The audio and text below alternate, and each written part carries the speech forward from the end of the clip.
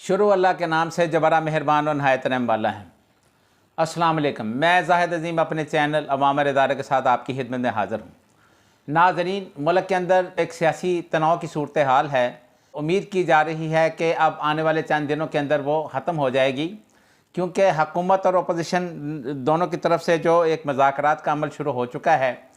ये मुज़ाकरात supreme court की तजवीज़ के बाद शुरू किए गए हैं। इस मुज़ाकरात के ज़रिए अब जो बात आगे बढ़ रही है, हमें इंतखाबात के हवाले से एक अच्छी नवीज़ सुनाई देगी। आज हुकूमत और अपोजिशन दोनों की तरफ से मुज़ाकराती टीम का आज दूसरा राउंड शुरू हुआ, और दूसरा जो राउंड था वो बहुत खुशगवार माहौल में शुरू हुआ। दूसरे राउंड के एहतमाम के ऊपर वज़ीर ख़ज़ाना जनाब इसहाक़ डार साहब और तहरीक इंसाफ के जो रहनुमा हैं शाह महमूद कुरैशी साहब ने, दोनों ने मीडिया से बात करते हुए एक अच्छी नवीज़ सुनाई, और ये लग रहा था कि दोनों पार्टियां जो हैं वो अपने अपने मुज़ाकरात के हवाले से काफ़ी खुश नज़र आ रही हैं। और ये कहा जा सकता है कि आगे आने वाले जो चंद दिनों में ये जो मुज़ाकरात जब हतमी शक्ल अख्तियार करेंगे, तो मुमकिन तौर के ऊपर एक ही तारीख के ऊपर आम इंतखाबात के हवाले से वो जो एक मशावरत का अमल है मुकम्मल हो जाएगा, और उसके बाद जो पूरे मुल्क के अंदर आम इंतखाबात हैं वो एक ही दिन मुमकिन हो सकेंगे। हमारे ज़राए का ये कहना है कि दोनों पार्टियों के मुज़ाकरात में आज अपनी अपनी तजावीज़ जो हैं वो दी गई हैं, जिनको ज़ेर बहस लाया गया। लेकिन ख्याल ये किया जा रहा है कि पूरे मुल्क के अंदर आम जो इंतखाबात हैं वो अक्टूबर के महीने में मुमकिन हो सकेंगे, जिसके लिए दोनों पार्टियों ने आपस में मशावरत भी की, और ये मशावरत खुशगवार माहौल के अंदर हुई। इस मौके के ऊपर जब इस्लामाबाद के अंदर आज कुछ तहरीक इंसाफ के रहनुमा और जो कारकुनान हैं जिनको गिरफ़्तार किया जा रहा था, तो उसका भी आज फवाद चौधरी साहब ने हवाला दिया। उन्होंने कहा कि कुछ लोग जो हैं वो हमारे जो मुज़ाकरात हैं उनको सबोताश करना चाहते हैं, और हुकूमत को चाहिए कि वो हमारे जो कारकुन हैं उनको रहा करे। ये भी उस मुज़ाकरात के अंदर एक एजेंडा था। उसके बाद इस्लामाबाद के अंदर जिन कारकुनों को गिरफ़्तार करने की कोशिश की जा रही थी उनको रिहा कर दिया गया।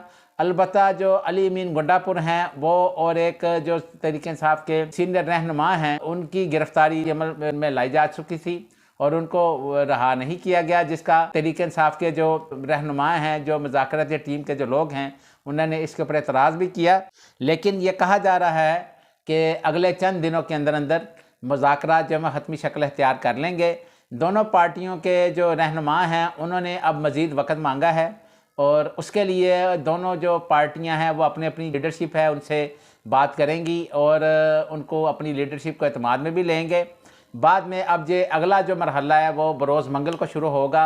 दरमियान में चूँकि वो छुट्टियां आ गई हैं, अब मंगल के रोज़ आगे जो मरहला शुरू होगा तो मज़ीद आगे बात बढ़ेगी, और अल्लाह के फजल से उम्मीद की जा रही है कि पूरे मुल्क के अंदर एक ही दिन इंतखाबात करवाने के हवाले से एक हतमी तहरीक का ऐलान भी किया जा सकेगा, और जिसके ऊपर मुल्क की जितनी भी पॉलिटिकल पार्टियां हैं उनको कोई एतराज़ नहीं होगा और सबकी मशावरत उसमें मुकम्मल होगी। मुज़ाकराती टीमों ने मुज़ाकरात करने से पहले चेयरमैन सेनेट जनाब सादक संजरानी साहब से भी मुलाकात की।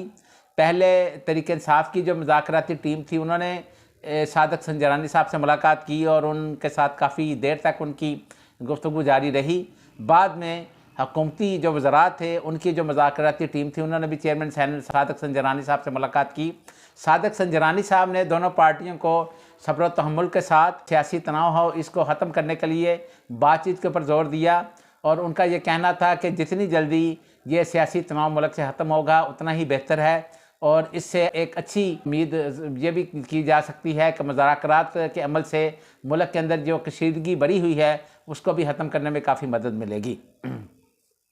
दूसरी जानब सुप्रीम कोर्ट के अंदर भी आपको पता है कि ये केस ज़ेर इल्तवा है। सुप्रीम कोर्ट के अंदर आज फ़ंड फराहमी के हवाले से 27 अप्रैल की जो आखिरी डेडलाइन थी वो गुजर चुकी है, और आज के दिन इलेक्शन कमीशन ऑफ पाकिस्तान और वजारत ख़ज़ाना ने सुप्रीम कोर्ट में अपनी रिपोर्ट पेश करनी थी। सुप्रीम कोर्ट के अंदर जो वजारत ख़ज़ाना ने रिपोर्ट पेश की है उसके मुताबिक तो ज़राए का ये कहना है कि उन्होंने कहा है कि हमारे पास फ़ंड नहीं है अभी। पंजाब और खैबर पख्तूनख्वा में जो सुप्रीम कोर्ट ने 21 अरब रुपए के फ़ंड जारी करने का हुक्म दिया हुआ है, उसको उन्होंने कहा कि वजारत ख़जाना के पास इस वक्त फ़ंड नहीं है, इसलिए ये मुमकिन नहीं है कि इलेक्शन कमीशन को फ़ंड्स जारी किए जाएँ। दूसरी जानब इलेक्शन कमीशन ऑफ पाकिस्तान ने जो अपनी रिपोर्ट रजिस्ट्रार ऑफिस में जमा करवाई है, उसमें उन्होंने कहा है कि हमें चूँकि हुकूमत की तरफ से फ़ंड्स फराहम नहीं किए गए, लिहाजा इलेक्शन कमीशन के लिए मुमकिन नहीं है कि वह पंजाब और खैबर पख्तूनख्वा में इंतखाबात का इनकाद मुमकिन बना सके, क्योंकि जब तक इलेक्शन कमीशन को फ़ंड्स और मतलूबा जो सिक्योरिटी है वो फराहम नहीं की जा सकेगी, तब तक इलेक्शन कमीशन जो है वो अपनी ज़िम्मेदारी पूरी नहीं कर सकता। आज दोनों पार्टियों ने सुप्रीम कोर्ट के अंदर अपनी रिपोर्ट्स जमा करवा दी हैं। अब सुप्रीम कोर्ट के अंदर जब हेयरिंग होगी, हो सकता है कि कल ही कोई बेंच जो है इस हवाले से उसकी लिस्ट लगा दी जाए और जो 3 रुकनी जो सुप्रीम कोर्ट का बेंच है, अगर उसने दोबारा समाज शुरू की तो उसके बाद सुप्रीम कोर्ट आगे वाला लाएअमल एख्तियार करेगी। लेकिन ज़्यादातर ये खदशा ज़ाहिर किया जा रहा है कि अब चूँकि हुकूमत और अपोजिशन पार्टियों के दरमियान मुज़ाकरात शुरू हो चुके हैं, तो इसलिए सुप्रीम कोर्ट जो है इसमें मज़ीद वक़्त भी देगी और सुप्रीम कोर्ट दोनों पार्टियों के जो मुज़ाकरात हैं उसके आखिरी नतीजे तक इंतज़ार भी करेगी। इमरान खान साहब के ऊपर आपको पता है कि एक JIT रिपोर्ट तश्कील दी गई थी। इमरान खान साहब के ऊपर जो वज़ीराबाद के अंदर एक हमला हुआ था, जिसमें उस वक़्त एक FIR काटी गई और उस FIR के मुताबिक उनके ऊपर एक गोली लगी जो चालान शो करता है।